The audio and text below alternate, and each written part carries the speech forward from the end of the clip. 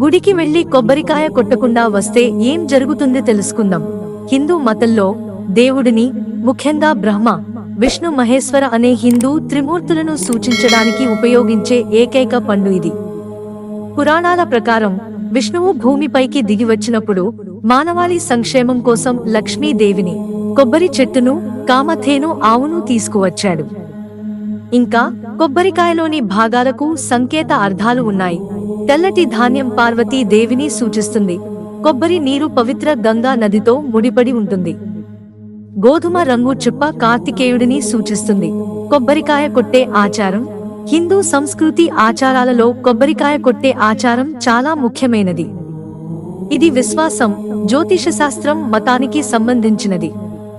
పూజ సమయంలో చేసిన, కొత్త ప్రయత్నం ప్రారంభంలో చేసిన, లేదా ఒక ముఖ్యమైన కార్యక్రమానికి ముందు చేసిన కొబ్బరికాయ కొట్టడం వల్ల ఆశీర్వాదాలు లభిస్తాయని, అడ్డంకులు తొలగిపోతాయని, శ్రేయస్సు వస్తుందని నమ్ముతారు.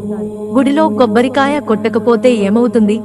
ఆధ్యాత్మిక దృక్కోణం నుండి చూస్తే కొబ్బరికాయ కొట్టడం ఒక సంప్రదాయం, కానీ ఇది తప్పనిసరి కాదు. గుడిలో కొబ్బరికాయ కొట్టకపోవడం వల్ల ఏమీ జరగదు అని చెప్పవచ్చు. ఎందుకంటే దైవ భక్తిలో మనసు, శ్రద్ధ, నిజాయితీ ముఖ్యమైనవి. చెల్లాచెదురుగా ఉన్న పండు, ఎండు ద్రాక్షను ముక్కలుగా విరగొట్టడం నైవేద్యం కాదు.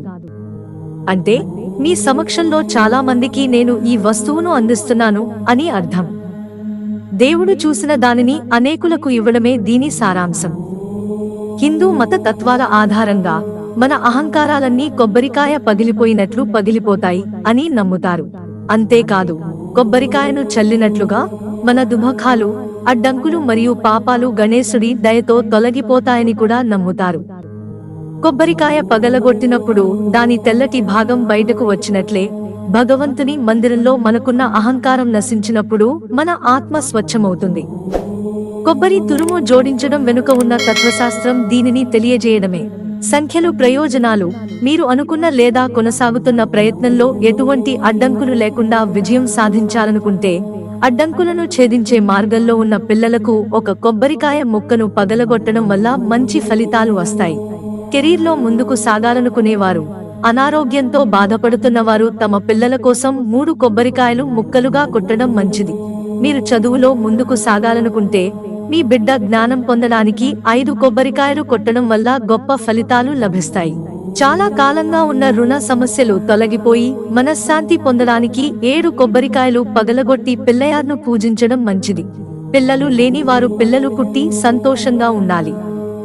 బుధవారం 9 కొబ్బరికాయలను వరుసగా 9 వారాల పాటు పగలగొట్టి దేవతలకు సమర్పిస్తే మీకు పుత్ర సంతానం కలుగుతుందని నమ్ముతారు.